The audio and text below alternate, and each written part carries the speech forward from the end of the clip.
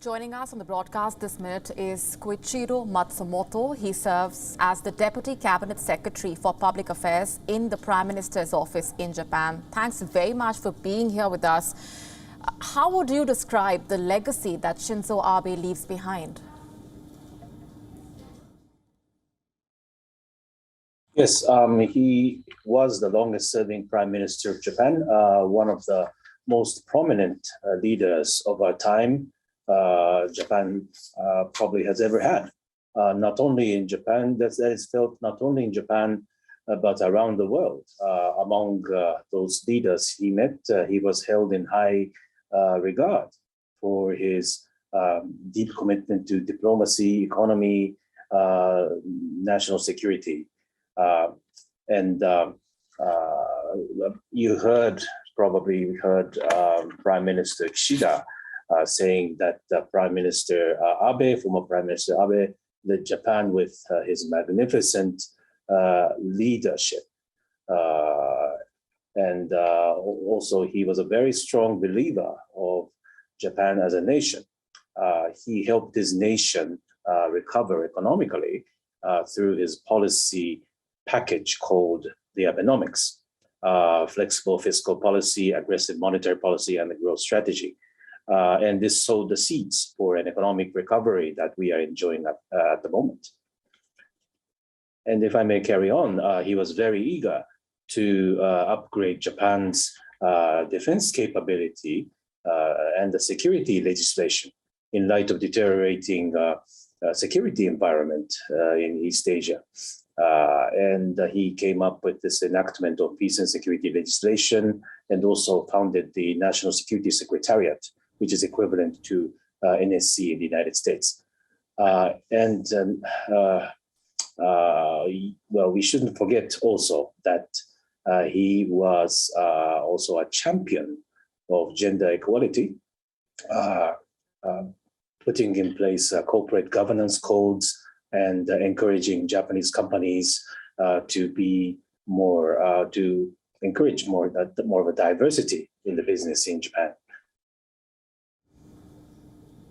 And you have worked closely with Shinzo Abe. Which qualities of the leader stand out for you when you look back at the time that you spent with him?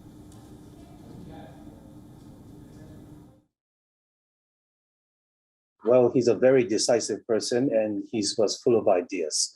I mean that he came up with this amazing idea of a free and open Indo-Pacific that became the linchpin of our diplomatic initiatives. And that really sort of embraced all the countries in Indo-Pacific, not only the countries which are in the Indo-Pacific, but also the European countries. For example, Germany, United Kingdom, and France came up with Indo-Pacific Initiative as their national strategy. And if you remember very well, the headquarters in Hawaii, in the U.S. Military base, this was called Pacific Command. But because ever since Prime Minister Abe advocated the initiative of free and open Indo-Pacific, they changed the name to Indo-PACOM, Indo-Pacific Command. So there was a kind of he was rich in his ideas and he knew exactly what geopolitics is all about. How do you view Shinzo Abe's contribution in shaping Japan's strategic posture and the country's relationship with India?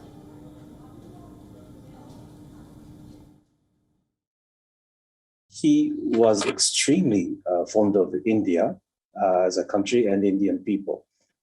He was an earnest believer of Japan-India relations.